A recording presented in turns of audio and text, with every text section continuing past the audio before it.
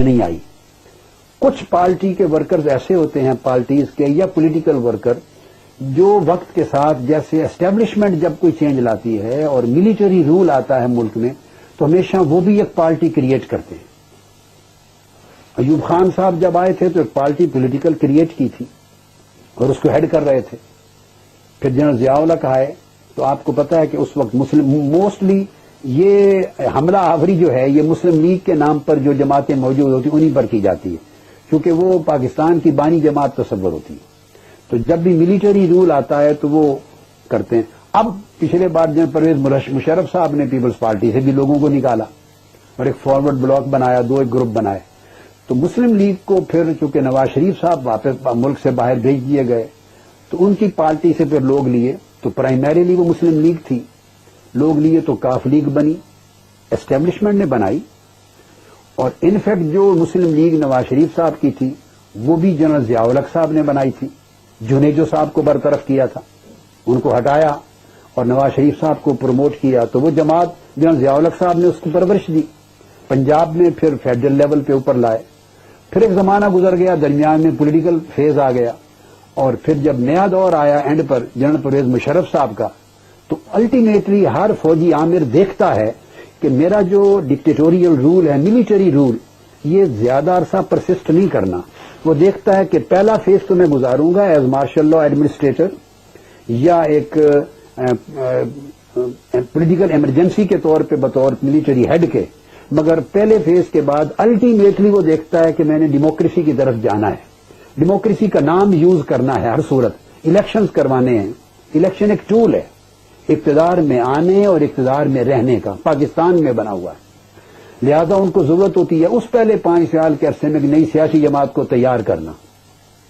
جب بگننگ میں تو چونکہ پرویز مشرف صاحب مارشل لا ایڈمنسٹریٹر کے نام پر نہیں آئے تھے, انہوں نے کہا تھا یہ مارشل لا نہیں ہے تو سیمی مارشل لا ہوتا ہے. اس صورت میں انہوں نے پولیٹیکل پارٹی تیار کی جس کو مسلم لیگ کاف کا نام دیا. تو وہ میجر جو مین مسلم لیگ میں سے ہی لوگ نکالے اور کچھ لوگ جو بچ گئے تو وہ پھر نون لیگ بن گئی. اب یہ لوگ جو چل رہے تھے اب ان کے پاس کوئی ڈائنامک لیڈرشپ ایسی نہیں تھی. پھر پرویز مشرف صاحب کا دور ختم ہو گیا, پیپلز پارٹی آ گئی, نیا پولیٹیکل فیز آ گیا. اب ان کی حیثیت اس طرح کی تھی کہ وہ الیکٹ ہو کر ممبر تو قومی اسمبلی میں بھی تھے اور صوبائی اسمبلیز میں بھی تھے اور بے شمار لوگ ان میں سے وہ تھے جو الیکشن ہار گئے. اب جو ہار گئے وہ بیٹھے ہوئے ہیں, ان کا تو فیوچر پہلے ہی ختم ہو چکا ہے. وہ تو پرویز مشرف صاحب کے زمانے میں ہونے والے الیکشن میں ہی اپنا فیوچر لوز کر گئے تھے. اب ان کا کوئی دے آر نو ویئر.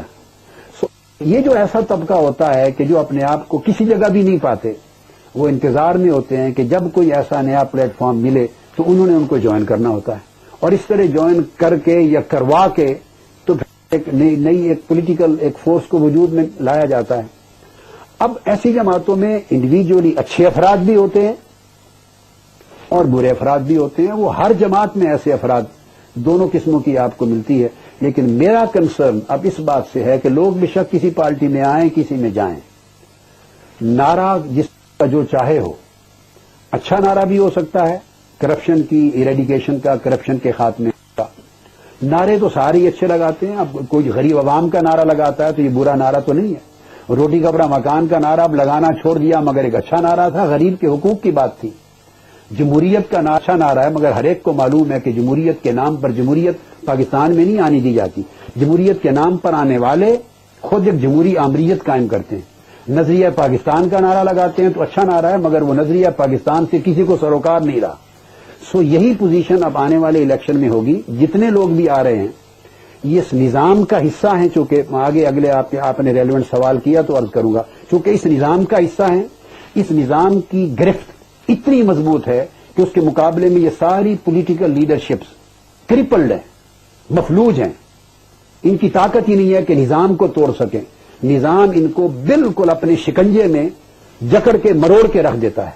یہ جب جائیں گی تو اب کیا ہوگا کہ مینڈیٹ پھر سپلٹ ہو جائے گا. اس وقت آپ دیکھیے کہ مرکز میں پیپلز پارٹی ہے, بڑی پارٹی, ان کے ساتھ ایم کیو ایم بھی ہے, اے این پی بھی ہے اور مذہبی جماعت بھی ہے سرحد سے, پختونخوا سے اور بلوچستان سے جماعتیں, چھوٹے چھوٹے گروپس بھی ہیں. اب ان میں سے آپ دیکھیے کہ کون ٹوٹلی ایلیمینیٹ ہو جائے گا پولیٹیکل افق سے. کوئی بھی ٹوٹلی ایلیمینیٹ نہیں ہوگا. پلس مائنس تھوڑا سا ہوگا پارٹیز میں. تو پیپلز پارٹی نے بھی ایک اچھے بھلے مینڈیٹ کے ساتھ آنا ہے. ایم کیو ایم بھی مجھے اسی طرح آتی دکھائی دے رہی ہے. بلوچستان کے گروپس بھی تھوڑے زیادہ پلس مائنس کے ساتھ اسی طرح پارلیمنٹس میں آئیں گے. اے این پی بھی مور اور لیس تھوڑے فرق کے ساتھ اسی طرح آئے گی. اور مذہبی جماعتوں کے بھی چند ایک کانسٹیچوئنسیز آئیں گے. تو پچھلا مینڈیٹ تو سپلٹ اسی طرح رہے گا, پلس ایک ایڈیشن اور ہو جائے گا. اٹ مین پہلے سے زیادہ سپلٹ مینڈیٹ ہوگا. جب مینڈیٹ سپلٹ ہوتا ہے تو اسٹیبلشمنٹ کھیل کھیلتی ہے. کسی ایک پارٹی کو بھی واضح اکثریت نہیں ملتی. جب آپ پارلیمنٹ میں کسی ایک پارٹی ہم ایک بریک کی طرف چلے جائیں ڈاکٹر صاحب, اور بریک کے بعد ہم واپس آتے ہیں.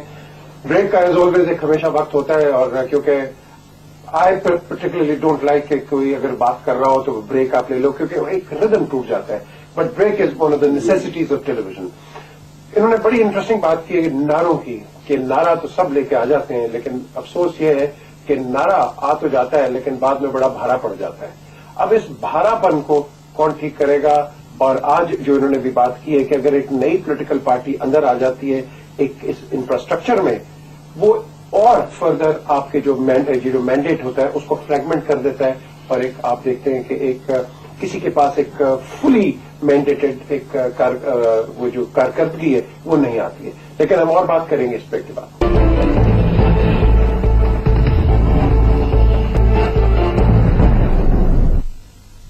Welcome back to Q&A with PJ Amir. Doctor Tahir al-Qadri, founder of Minhaj al-Quran, ان سے ایک اوور ویو لے رہے ہیں. اور جیسے کہ بریک سے پہلے کہا, یہ پالیٹکس میں ان کی ری ایمرجنس نہیں ہوئی ہے, لیکن as citizen of Pakistan, as وہ کہتے ہیں نا محب الوطن, ہر ایک کا ایک ویو پوائنٹ ہوتا ہے کہ پاکستان کی سیاست کو کیسے دیکھتے ہیں. تو ایک اپنا ایک اوور ویو اور تھوڑی سی ایک فور کاسٹ بھی کر رہے ہیں. بریک سے پہلے آپ نے ان سے بات سن لی, لیکن اگر ہم پنجاب کی بات کرتے ہیں, آپ کیا فیل کرتے ہیں کہ اگلے الیکشنز میں یہاں جو ٹلٹ ہے, بیس پاور کا tilt, you foresee a change? ہاں, پنجاب میں ایک محسوس کرتا ہوں چینج, اور میں یہ نہیں کہہ سکتا کہ وہ مثبت ہوگا وہ چینج یا منفی ہوگا, اس پر تو میں رائے نہیں دے سکتا. مگر چینج اس لیے لگتا ہے کہ ایٹ پریزنٹ پنجاب میں مسلم لیگ نون تھی, اور مسلم لیگ کاف تھی, اور پیپلز پارٹی تھی. 3 پارٹیز تھی, اور آزاد امیدوار تو اکا دکا ہوتے ہیں, وہ بعد میں کسی کو جوائن کرتے ہیں یا ایک چھوٹا سا گروپ فارم کر لیتے ہیں. اب اس میں جو کاف لیگ ہے وہ میرا خیال ہے پنجاب میں پہلے کے مقابلے میں زیادہ لوز کرے گی, کیونکہ انہی کے لوگ آگے پارٹی چینج کر رہے ہیں موسٹلی. تو کچھ افیکٹ نون لیگ پہ بھی پڑے گا, اور پروبیبلی کچھ افیکٹ پیپلز پارٹی پہ پڑے گا. اب وہ جو 3 پارٹیاں اس پہ افیکٹ ہوگا, اور کچھ کاف لیگ کے امیدوار جو اسٹرانگ ہیں, وننگ ہارسز ہیں, الیکٹیبلز جن کو کہتے ہیں, وہ مینٹین کریں گے اپنی پوزیشن. تو جو اثر ہوگا اس اثر کے نتیجے میں ایک گروپ اور ایمرج کر جائے گا. سو آپ کہہ رہے ہیں کہ کاف میں یا نون میں جو لوزنگ, یا پیپلز پارٹی میں جو لوزرز ہیں یا جن کی کوئی پوزیشن نہیں ہے, وہ ادھر ادھر بھاگ جائیں گے؟ بھاگ نہیں جائیں گے. الیکشن میں ایک نئی ایمرج ہونے والی سیاسی قوت کے امیدواروں کے طور پہ کچھ وہاں سے الیکٹ ہو جائیں گے. لیکن کس بیسس پہ ہوں گے ڈاکٹر صاحب؟ ان کا ویژن کیا ہے پھر؟ بیسز میں عرض کر دیتا ہوں. بیسز یہ ہے کہ پاکستان میں الیکٹ ہونے کے لیے کسی ویژن کی ضرورت نہیں ہے. اب آپ جن پارٹیز کو پاکستان میں دیکھ رہے ہیں ان کی ایگزسٹنس کسی ویژن کے ساتھ ہے؟ ایبسولوٹلی نو. تو صرف آپ کو اپٹیشن ہی چاہیے؟ جو پاکستان میں صرف یہ چاہیے. پاکستان میں جو بیسز ہیں وہ میں عرض کر دیتا ہوں. سب سے پہلے اس کے پیچھے اسٹیبلشمنٹ کا ساتھ ہونا چاہیے. اگر پارٹی خود اسٹیبلشڈ نہیں ہے, یہ اسٹیبلشڈ پارٹی ہو یا establishment who.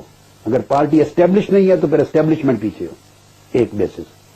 Number 2, there should be some winning horses. ہمارے ہاں ملک کا اور قوم کا سب سے بڑا دشمن جو آئیڈیا ہے وہ الیکٹیبلٹی ہے. These are electable candidates. Electables کہتے ہیں, وننگ ہارسز کہتے ہیں, گھوڑے کہتے ہیں کہ یہ الیکشن گھوڑوں کے بغیر نہیں لڑا جا سکتا. اور گھوڑوں کا مطلب یہ ہے کہ ایک تو اس کے پاس 10 کروڑ سے 20 کروڑ تک حسب ضرورت الیکشن پہ خرچ کرنے کا سرمایہ ہو. تو ڈاکٹر صاحب پھر آپ یعنی 10 کروڑ کم از کم ایک الیکشن میں. تو میر صاحب مجھے بتائیے کوئی دیانتدار شخص جس نے کرپشن نہ کی ہو اور جس کے کرپشن کے آگے عزائم نہ ہوں، وہ 10-15 کروڑ الیکشن پہ لگانے کے لیے کہاں سے لائے گا؟ اگر وہ آنےسٹ ہے اور اس نے یہ انویسٹمنٹ کرنے کے بعد کمانا نہیں ہے تو اس کا دماغ خراب ہے، وہ 15 کروڑ خرچ کرے گا فار واٹ؟ کچھ نہیں. اس نے اس میں سے پیسے کئی گنا نکالنے ہیں تو اس کے پاس کروڑوں روپے ہو، یہ الیکٹ ہونے کی بیس ہے. اور تیسری چیز یہ کہ اس کے پاس وہ بہت بڑی برادری ہو، برادریزم ہو، تو 10, 12, 15, 20 ہزار کم سے کم اس کی اپنی برادری کے اپنے ذات. کچھ نئی پارٹیوں کا تھوڑا ہوتا ہے، پرانی پارٹیوں کا زیادہ ہوتا ہے، تو وہ ایڈ ہوتا ہے.